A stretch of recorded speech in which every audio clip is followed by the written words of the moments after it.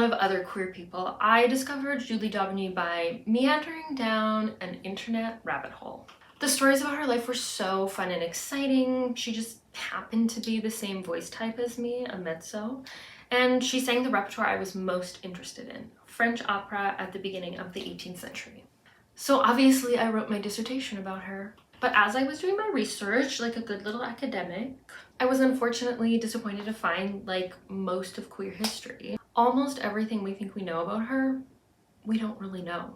At least not for sure. Almost all of it is basically gossip recorded decades or even centuries after her death. But that doesn't mean we can't make educated guesses about which stories are more or less likely to be true. And that's exactly what we're going to be doing in this video based on my knowledge of Julie d'Aubigny and my research into her cultural context. So let's get into it. We are tier ranking the most famous stories about Julie d'Aubigny's life based on how likely I think they are to be true.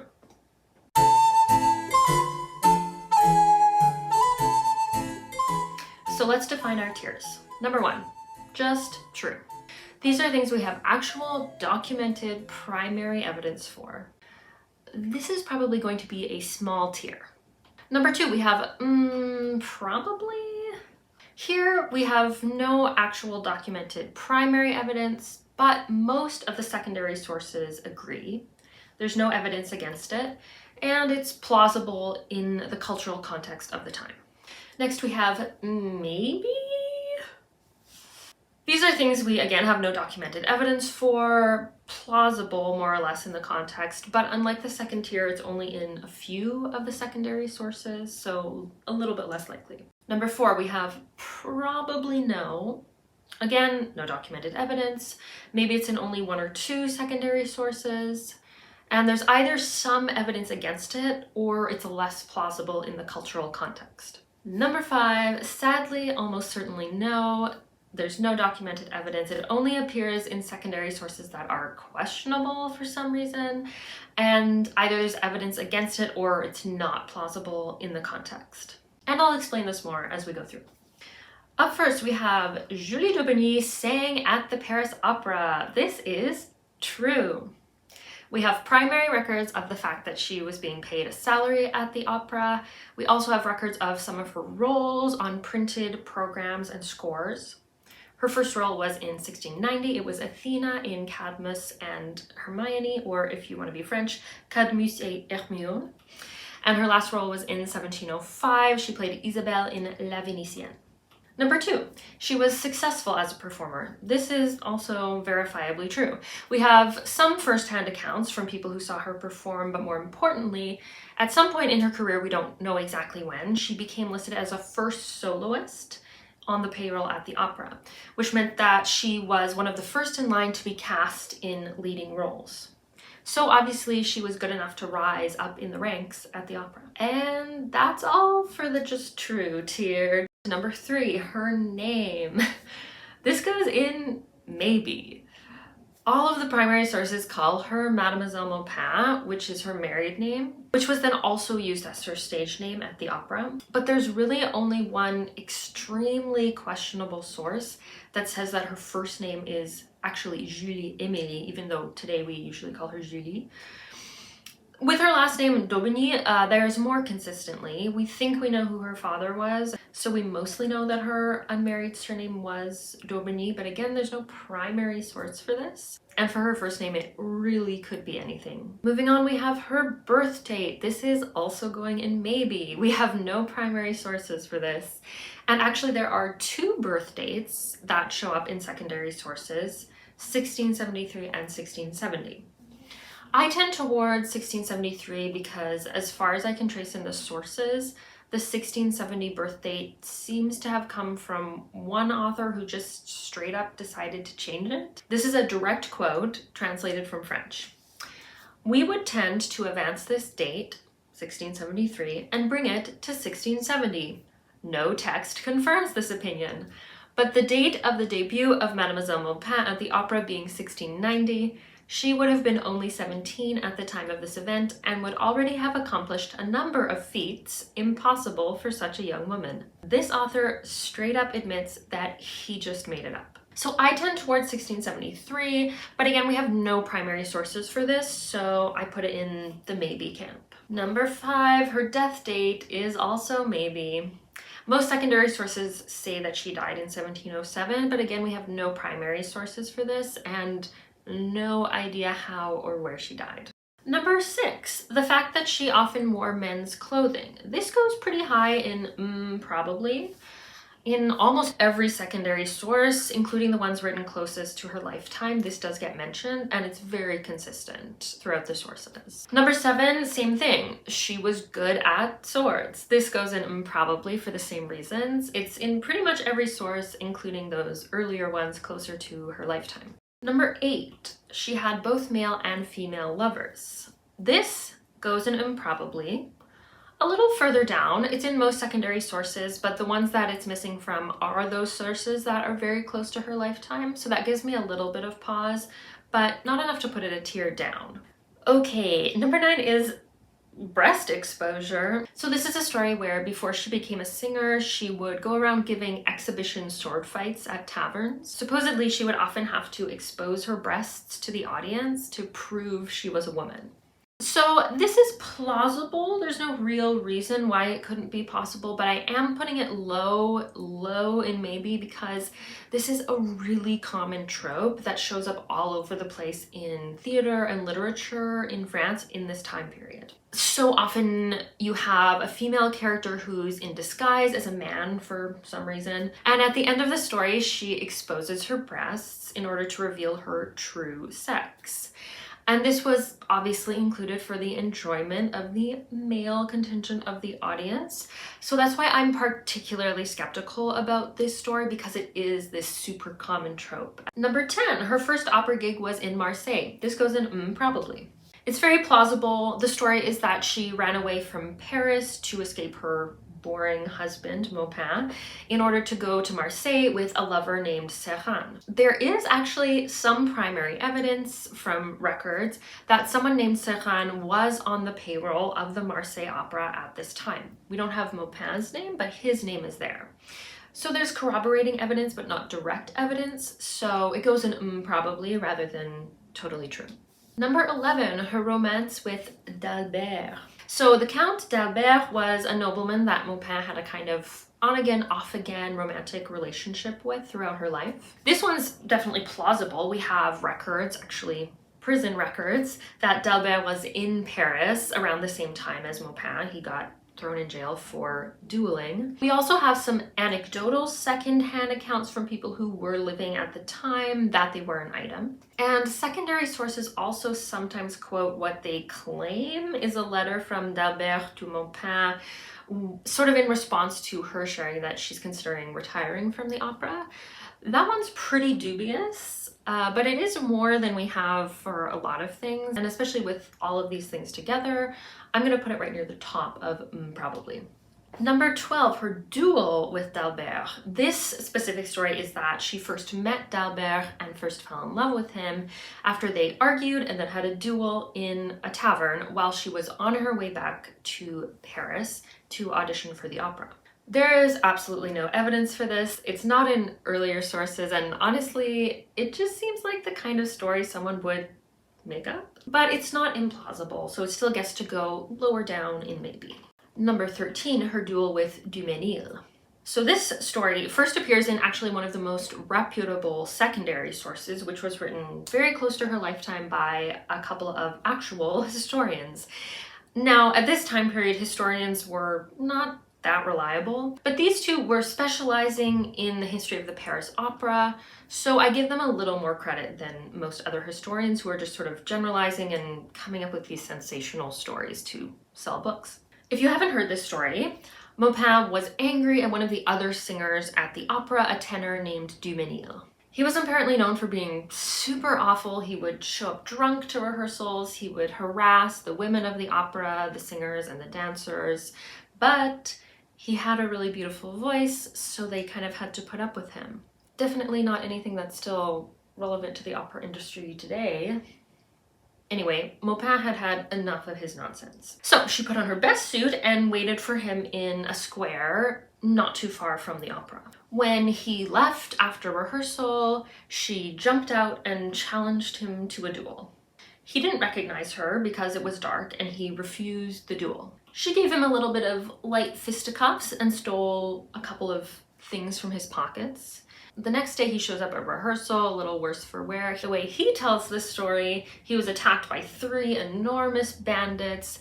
He managed to fight them off, but they stole his watch and his snuff box. And Maupin humiliates him by saying, yeah, that was just me, and throwing back his watch and snuff box as proof. Now, whether all of these little details are accurate, impossible to know, but it shows up in so many sources and the general story stays pretty consistent, so I think it definitely belongs in probably. It's also just one of my personal favorite stories about her. Number 14, the incident at the masked ball. This is going in probably as well.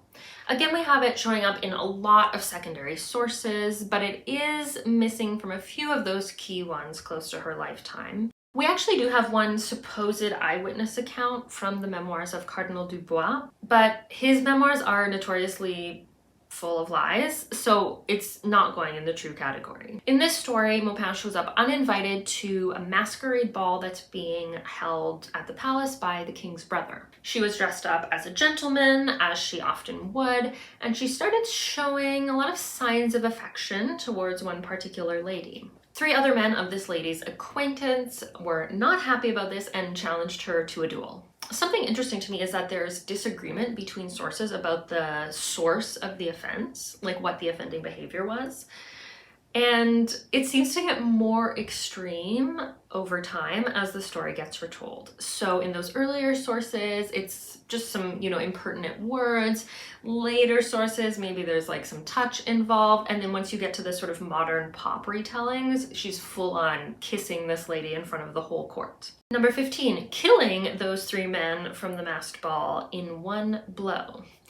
This goes in probably no. It's just already the kind of story that seems really exaggerated. Also, if she had killed anyone in a duel in front of witnesses, she probably would have immediately been thrown in jail. At the time, duels were illegal and punishable by death. Pardons were common, but usually only if you had a lack of proof or evidence, so no witnesses. Which is why people often had their duels in the early morning or like outside of town where people weren't around, not just outside a crowded party. Now, the duels could still have happened maybe farther away, maybe not immediately, and maybe she could have defeated all 3 men at once, but without killing them, because duels to first blood instead of to the death were fairly common as well at the time. Some versions of the story do say that the king was really after her for this, and that's why she had to run off and take a hiatus from singing at the opera. But she also came back to Paris just a few years later, so I really doubt she would have been that easily off the hook, especially as such a public figure, if she had killed 3 people in front of witnesses. So this one, there's just too many contradictions for me to think that it's plausible. The dueling maybe, but the killing I definitely put in probably no. Number 16, going to sing in Brussels. So this one is often included as a follow-up to the masked ball story. When she runs off after the duel, she goes to sing for the opera company in Brussels. This goes in maybe because it's certainly plausible. There is a gap of a few years in her roles at the opera, but that could potentially be for a lot of other reasons. And there's no primary evidence for her being in Brussels, so this one just has to go in maybe. Stabbing herself on stage in Brussels. So the story here is that while she was in Brussels, she had an affair with the Elector of Bavaria, I think sort of like a governor position. He eventually dumped her for someone else and tried to pay her off with a pension, but for some reason, in revenge, she decided to stab herself on stage in the middle of an opera. Like, she was supposed to stab herself in the opera, but she used a real knife instead of a prop knife. Again, there's absolutely no evidence for this. The story is not in a lot of sources and really is only in those really untrustworthy Victorian biographies. And honestly, the vibes are just off to me. It just seems like something someone would make up to make a biography more spicy. It doesn't even really make sense to me as something that she would do as revenge. So for me, it's very much in probably no. Number 18, she went to Spain and put radishes in a lady's hair. This one goes in sadly, almost certainly no. It is a super fun story. So the story is that after she left Brussels, she traveled to Spain and tried to continue her theater career there. But she didn't have any success, so she started working as a lady's maid. Now, apparently the lady was really awful and mean to her, so Maupin finally saved up enough money to get her back to Paris and decided to have a little bit of revenge. The lady was going to this really fancy party, and while Maupin was doing her hair that night, she suddenly put some little radishes in the back of the lady's hairdo where she couldn't see it, but all of the other guests could. And by the time the lady, got to the ball and realized it, Maupin was long gone. This story only appears in very few of those less reliable sources.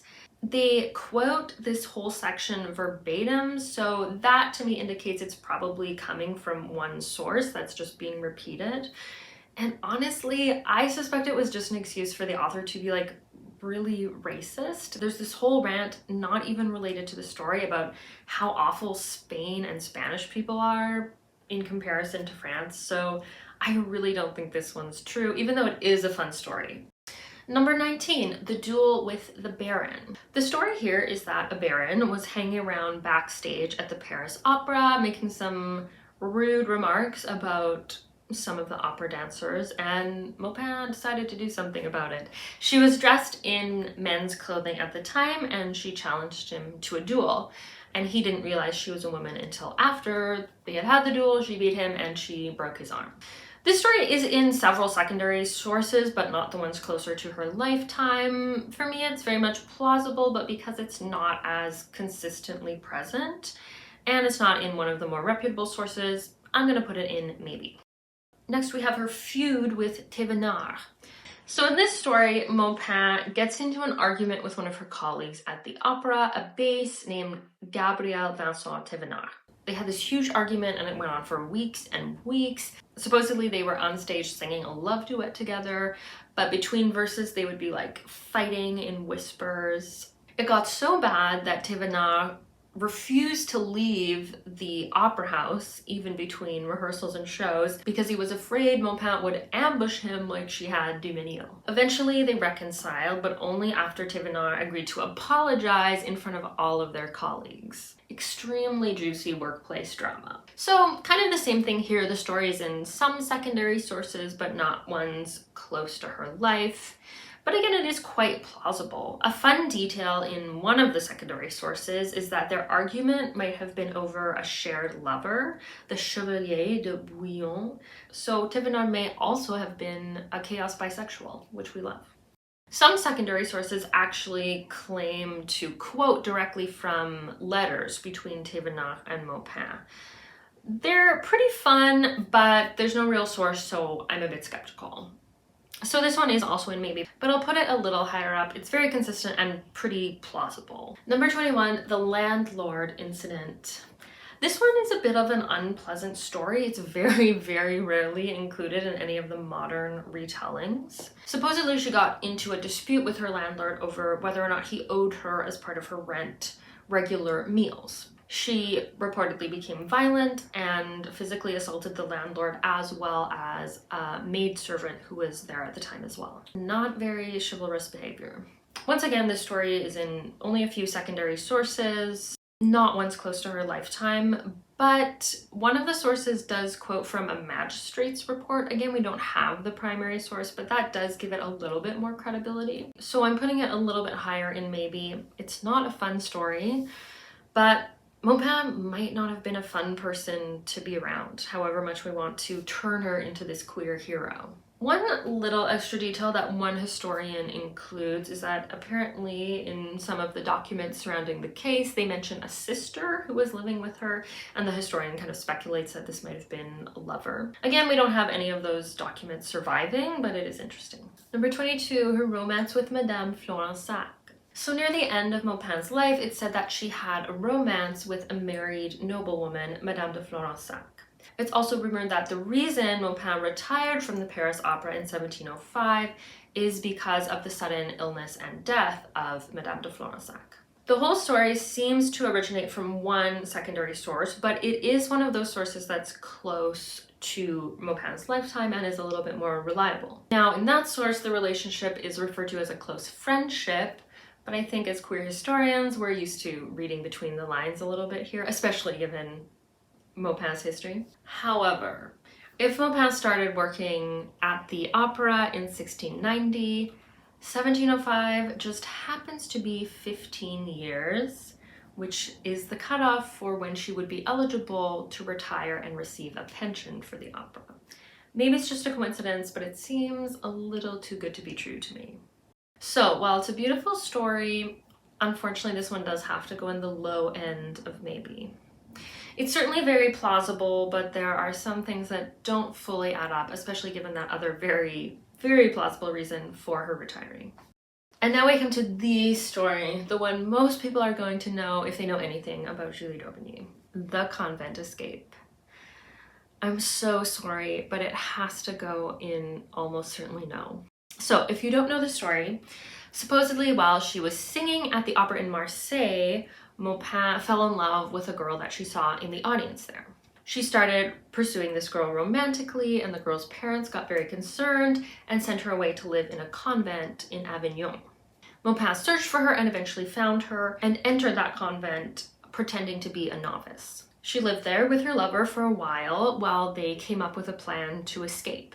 When a nun at the convent died of an illness, Maupin dug up the body, put it in her girlfriend's bed as a decoy, then they set the convent on fire as a distraction and got out of there. None of the stories say exactly what happened next, but a lot of them claim there was a warrant out for her arrest. She was tried in absentia, so while she was on the run, and was convicted for kidnapping and arson, but obviously she was never caught or she wouldn't have gone on to sing at the Paris Opera.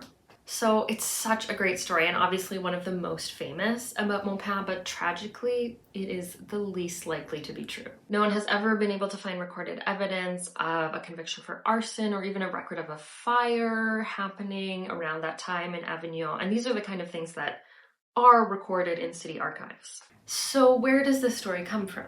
A version of it seems to have first appeared in the private letters of Madame du Noyer, a gossip writer. She published these letters between 1710 and 1713, so after Maupin's death in 1707, but the letters were written years earlier, before they were published. In du Noyer's version, the details of grave digging and arson are all there, but the young nun comes up with the escape plan all by herself, and her lover is a man. And by the end of the story, she's married to him with a couple of kids. Some historians have suggested that du Noyer changed the lover to be a man in order to avoid retribution from Maupin and her friends. And there is some slight anecdotal evidence that Maupin was aggressive towards people who tried to publish gossip about her. Cardinal Dubois, who I mentioned earlier, kind of alludes to that, but again, his memoirs are super unreliable. But it is possible that this aggressiveness of Maupin's towards gossip about her might be part of the reason that we have so few surviving sources from her lifetime. But it just seems pretty unlikely that du Noyer would feel the need to censor herself by adding so many contradictory details to the story. Because remember, this was originally a private letter and then it was only published after Maupin had died. So that level of censorship after the fact doesn't make a ton of sense to me. But there is still a sliver of hope for the convent truthers. It's possible that du Noyer's story was about someone else or totally false, but was then conflated with similar events that did actually happen to Maupin. Or, unfortunately, I think this is the most likely, du Noyer's story could have just kind of morphed and got misremembered over and over until it became part of Maupin's legend, even if it originally didn't have anything to do with her. And this is kind of the thing with queer history, and really any history, but especially anything more than 100 years ago. We have to accept that we'll never really know exactly what is true or false. If you want to watch another deep dive into this subject, I really highly recommend Kaz Rowe's video on d'Aubigny's life. They have such a nuanced take on history. I actually cited their video in my dissertation, which was super fun. I love to sneak some YouTube videos into my academia. Thank you so much to everyone watching this. I know if you're watching, that means you're supporting our opera about Maupin's life. So thank you so much, and I can't wait to share the finished film with you.